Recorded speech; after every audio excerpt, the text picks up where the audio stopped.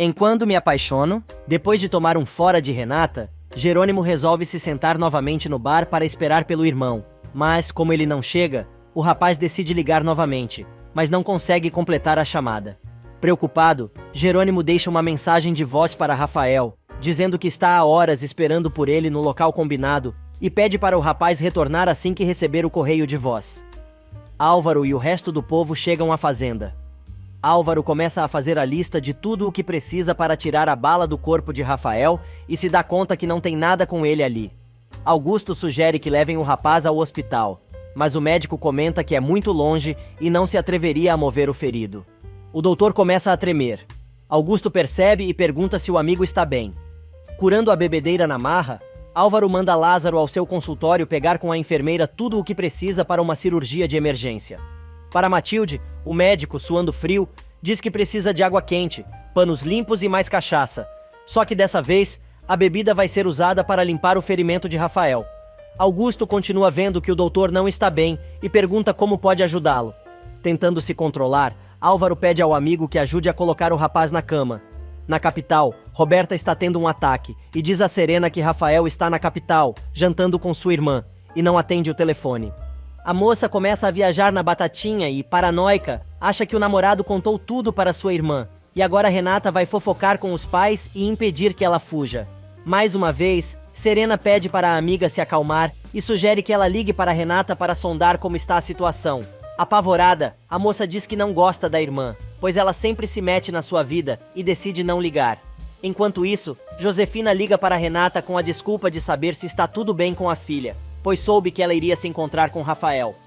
A moça, desconfiada, pergunta como a mãe soube disso, e ela explica que Matias comentou, durante o jantar. Renata, então, conta que o rapaz nunca chegou ao encontro e a deixou esperando sem nenhuma explicação. Do outro lado da cidade, continua a mesma coisa. Regina chora, lembrando da filha desaparecida e do falecido marido e blá blá blá. Na fazenda, Álvaro, mesmo tremendo muito e suando frio, se esforça para retirar a bala de Rafael, e depois de muito esforço, consegue o intento. Renata chega em casa e é vista por Roberta e Serena, que se escondem dentro do carro da moça. No interior, depois de ter passado o maior aperto, o médico comenta com Augusto que Rafael é um rapaz pacífico e não sabe quem teria sido capaz de atirar nele. Álvaro diz que também não acredita que o moço tenha tentado tirar a própria vida. Augusto, então, curioso, pergunta a Matilde se seu patrão falou alguma coisa antes de desmaiar, e a moça comenta que ele apenas chamou pela noiva. Na mansão, Renata, preocupada, liga para Adriana e conta que Rafael não apareceu e nem avisou nada, o que ela achou muito estranho. A moça ainda aproveita para falar sobre seu segundo encontro desajeitado com Jerônimo, dizendo que o moço se comportou como um verdadeiro idiota. E a moça acaba se lembrando do beijo que trocou mais cedo com o desconhecido. Já em seu quarto de hotel, Jerônimo, por sua vez, tenta novamente falar com o irmão, mas não consegue e começa a ficar muito preocupado. Ezequiel, que está tentando descobrir o que aconteceu com Rafael, liga para Alzira para saber se a moça ouviu alguma coisa. Assustada, ela diz que não escutou nenhum tiro, nem viu nada de estranho na fazenda. O rapaz conta o que ouviu ao telefone a Lázaro, mas o capataz não se conforma e diz que tem algo muito errado naquela situação toda. Refletindo sobre o assunto, Lázaro chega à conclusão que não pode ter sido nenhum acidente, limpando a arma, nem uma tentativa de tirar a própria vida, pois, em nenhuma das duas situações, Rafael teria atirado na barriga.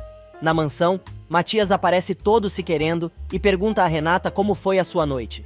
Brincando, a moça dá um chega pra lá no rapaz e diz que ele é muito curioso. Mas Dom Juan não se conforma e pergunta se a garota teria compromisso para o dia seguinte ou se já tem alguém na sua mira. Com um sorriso maroto, a moça responde que isso depende muito para onde o rapaz pretende levá-la. Matias muda a estratégia e diz que aquilo não é bem um convite, mas gostaria que ela o levasse para conhecer melhor a cidade que não visita há 15 anos. Obviamente, Renata topa na hora, avisando que vai tirar o dia de folga. Enquanto isso, no interior, Rafael tem uma parada cardíaca. Álvaro aplica os primeiros socorros, mas não consegue salvar o rapaz. Em meio à choradeira dos empregados, Augusto nota que Álvaro está simplesmente destruído com o falecimento do rapaz, o que ele não acha muito normal para um médico. Na cidade, Roberta está surtando com o sumiço do noivo. A louca, agora, acha que o moço estava somente brincando com ela e blá blá blá. No interior, Matilde não se conforma com a morte do patrão e não consegue sair de perto do corpo do rapaz. Na capital, Bruxa Memeia não consegue dormir, tentando se justificar e dizendo que espera que a filha tenha aprendido a lição e tenha valido a pena o que fez. Nesse meio tempo, o padre chega à fazenda para encomendar o corpo do morto. Lázaro explica que ele e a doméstica encontraram o patrão muito mal, depois que voltaram do povoado, e tudo parece indicar que o moço tirou a própria vida. Mas Matilde lembra que seu patrão não tinha motivos para fazer isso, pois já tinha vendido sua primeira colheita e estava com o casamento marcado. O sacerdote agora quer saber se o irmão do fazendeiro foi avisado. O capataz explica que o único que tinha o contato do sujeito era seu patrão e estava no celular, que está totalmente destruído. Severino quer saber do enterro e a empregada argumenta que Jerônimo logo vai aparecer, pois vai perceber que o irmão não dá notícias e não atende o celular. Augusto resolve ir atrás de Álvaro, que sumiu do mapa, e encontra o amigo dormindo na capela da fazenda. O homem então resolve perguntar se, por acaso, Álvaro operou Rafael enquanto estava bêbado. Na mansão, Renata, que já está deitada, não consegue dormir, preocupada com Rafael, mas não consegue esquecer o beijo de Jerônimo. Do outro lado da cidade, o moço também não consegue dormir, alisando a pulseira da desconhecida. E na fazenda, Augusto aperta o médico, dizendo que poderia apostar que o homem não se lembra de ter operado Rafael, nem de como ele morreu. Álvaro, ainda mais nervoso, gagueja ao responder que se lembra de tudo e se justifica, afirmando que a notícia foi tão inesperada que pareceu um pesadelo. Augusto avisa ao amigo que ele precisa fazer o atestado de óbito para entregar à polícia e ao irmão do rapaz, que deve chegar logo ao vilarejo. O doutor, então, dá com a língua nos dentes e conta que Rafael começou seu negócio e a fazenda com o dinheiro de seu irmão.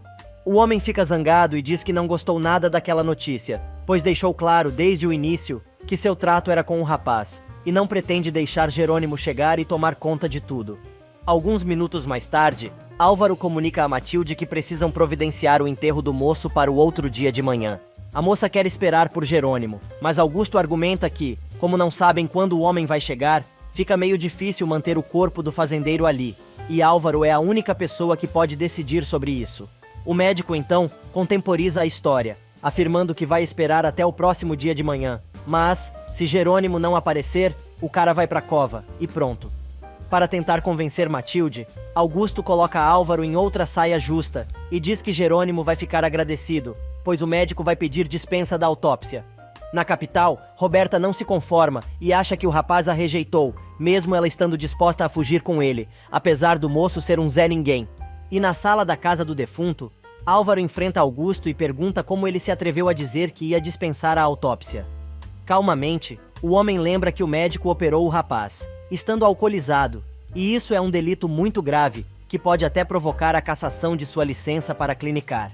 O doutor diz que tomou apenas uma taça de vinho na casa do amigo, mas o homem avisa que conhece muito bem a diferença entre alguém que toma apenas uma taça de vinho e quem é alcoólatra, dizendo: só para refrescar sua memória, você não tomou uma ou duas taças de vinho. Você tomou sozinho 3 garrafas inteiras. Mas não se preocupe, seu vício está guardado comigo. Eu pedi que você dispensasse a autópsia para seu próprio bem. Logo que fica sozinho, Álvaro tem um ataque de pânico, mas segundos depois decide aceitar a sugestão de Augusto. O telefone da fazenda toca e o sujeito atende. É Josefina, que finge ser de uma empresa vinícola da capital e está procurando por Rafael, pois estão interessados na colheita do rapaz. Augusto responde que o negócio não será possível, pois, além de já ter vendido a safra, o rapaz acabou de falecer e tudo parece indicar que ele tirou a própria vida. Depois de desplugar o fixo da parede, Augusto avisa que não devem mais receber ligações naquela casa até depois do enterro, avisando que vai voltar para sua casa, pois não tem mais nada a fazer ali. Josefina comemora a morte do fazendeiro e comemora a sua vitória. Mas na fazenda, enquanto o povo arruma tudo para o velório, Matilde chega correndo com a carta que encontrou em nome de Bonita. Lendo o bilhete, Álvaro comenta que agora entende por que Rafael tirou a própria vida. O médico, então, pede a Matilde que guarde muito bem aquela carta e entregue somente a Jerônimo, pois ele tem o direito de saber quem é o verdadeiro culpado pela morte de seu irmão. Momentos depois, Álvaro, atormentado, repassa na sua cabeça as cenas da cirurgia que fez no fazendeiro, enquanto mete mais um gole de cachaça para dentro. O dia amanhece e o corpo de Rafael está sendo velado. Matilde não se conforma e chora em cima do caixão do rapaz. Lázaro recebe a notícia de que já chegaram para levar o corpo para a capela do cemitério, pois vai rezar a missa e proceder com o enterro. Mas tá difícil de conseguir controlar Matilde, que não quer deixar o velório sair. Na mansão, ainda de pijamas, Roberta imprensa a irmã para saber sobre o encontro dela com Rafael. Mas Renata diz que o moço nunca apareceu e não tem seu telefone para saber o que aconteceu. Jerônimo também continua insistindo em ligar para o irmão. Mas nem o celular, nem o telefone fixo da fazenda atendem. Ele tenta a recepção do hotel para saber se tem alguma mensagem, mas não tem nada. Desesperado, ele manda a recepção fechar sua conta e entra na internet para procurar um voo para Baixa Califórnia. Augusto e Álvaro comentam sobre o noivado do morto e o fato dele tirar a própria vida por causa de uma mulher. O médico comenta que está tudo muito estranho. No meio da conversa, Augusto avisa que vai ao tabelionato para deixar tudo claro, pois, segundo o contrato, ele é dono da colheita da fazenda de Rafael pelos próximos 3 anos, e insinua alguma coisa, novamente, sobre a bebedeira do doutor. Furioso, o médico manda o amigo calar a boca e diz que não quer que ele mencione o assunto novamente, deixando clara a sua posição. Na capital, Matias aparece todo de branco, com suas calças de montaria. O rapaz foi desafiar Renata para uma corrida a cavalo. No hotel, Jerônimo, que tem a pulseira da moça e seu quartzo rosa na mão, não consegue esquecer dela, mas precisa viajar e sai apressado. Enquanto isso, Matias e Renata passeiam pela cidade, ensaiando um balé romântico de acasalamento. Os dois se divertem e até rola caminhar de mãos dadas pelos pontos turísticos da capital. Enquanto isso, no interior, Severino celebra a missa em homenagem ao falecido. Roberta, por sua vez, continua insistindo em ligar para o noivo e, chorando muito, resmunga que não está entendendo nada. Depois do enterro, Lázaro volta para casa com as funcionárias. Enquanto elas limpam a casa, uma das moças se dá conta que o fio do fixo está desplugado da parede. O capataz acha tudo muito estranho, apesar de uma das domésticas alegar que devem ter desligado sem querer quando afastaram os móveis para dar espaço para o caixão. No aeroporto, Jerônimo lembra dos últimos dias de sua mãe, quando ela pediu que ele sempre cuidasse de Rafael. Algum tempo depois, o moço consegue, finalmente, chegar à fazenda de seu irmão. Um ar de morte passa por Jerônimo, que resolve entrar e é recebido por Matilde. Chorando, a moça diz que aquela é a casa de Rafael, mas seu patrão não está mais ali, pois acabou de falecer.